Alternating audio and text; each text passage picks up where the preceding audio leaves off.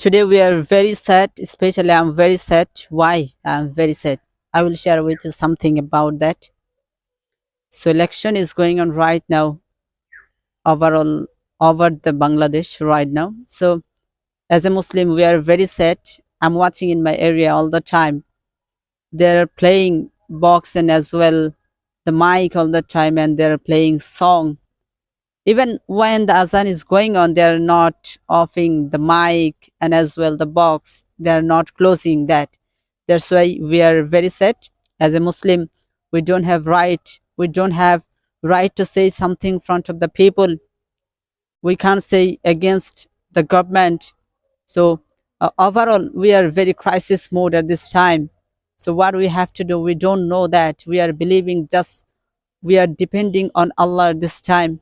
Without Allah, any person can't save us. So that's why we are very, very upset. We have to see this kind of situation, especially we were the Muslim country. We are the Muslim country. As a Muslim country, in a Muslim country, we have to see this kind of situation. I didn't believe that. I didn't attach that. So what is your comment about that? Are you feeling the same thing in your heart? So if you're feeling the same thing in your heart, you should leave a comments in comment section. Yes, brother, I'm feeling the same thing in my heart. As a Muslim, we don't have right. We don't have power. We want our power. We want our right. We want our right back. We can't give the vote. I'm a voter from 20 years, 15 years, 25 years, but I didn't vote yet. So I should vote. I have to take back my right, especially for the Bangladesh. We need perfect leadership right now, but we don't have the perfect leadership in my area, in our country.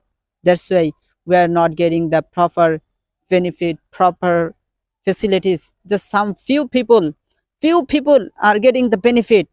They are just earning money. They are getting job.